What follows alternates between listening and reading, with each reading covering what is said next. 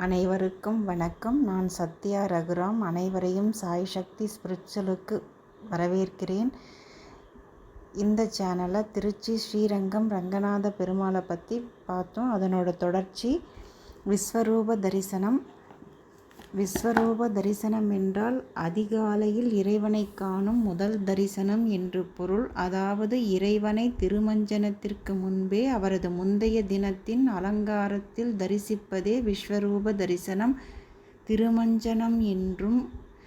திருமஞ்சனம் என்னும் சொல் இறை உருவங்களுக்கு நடைபெறும் நீராட்டுதலை குறிக்கும். மற்ற தரிசனத்திற்கும் விஸ்வரூப தரிசனத்திற்கும் என்ன வித்தியாசம் என்கிறீர்களா?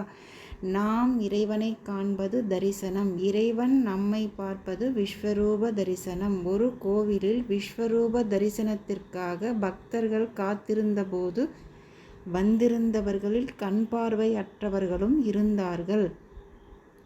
விஸ்வரூப தரிசனத்தின் சிறப்பை அறிந்துதான் கண் பார்வை அற்றவர்களும் வந்திருக்கிறார்கள். இறைவனை அவர்களால் பார்க்க முடியாவிட்டாலும் இறைவனின் அருட்பார்வை அவர்களுக்கு கிடைக்கும் என்பது அவர்களுடைய நம்பிக்கை. ஸ்ரீ ரங்கநாதர் விஸ்வரூப தரிசனம் மேல தாளத்துடன் காலை 5 மணிக்கு கஜ என்கின்ற யானை கொள்ளிடம் ஆற்றில் வெள்ளிக்குடத்தில் தண்ணீர் கொண்டு வந்து காயத்ரி மண்டபம் எதிரில் ரங்கநாதரை பார்த்து நிற்கும்.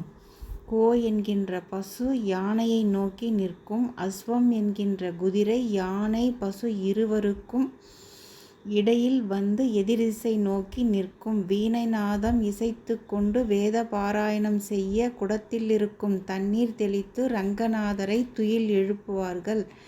ரங்கநாதர் கண் விழித்தவுடன் பசுவின் பின்புறம் பார்ப்பார். மகாலட்சுமி வாசம் செய்வதாக ஐதீகம். யானை பசு குதிரை மூன்றுக்கும் மாலை போடுவார்கள். பக்தர்கள் ரங்கா ரங்கா என்று 3 முறை கோஷம் செய்வார்கள். யானையும் ரங்கநாதரை சேவிக்கும் விதமாக முட்டி போட்டு தும்பிக்கையை தூக்கி 3 முறை ரங்கா ரங்கா ரங்கா என்று அழைக்கும். விசேஷ நாட்களில் பக்தர்களுக்கு அனுமதி இல்லை.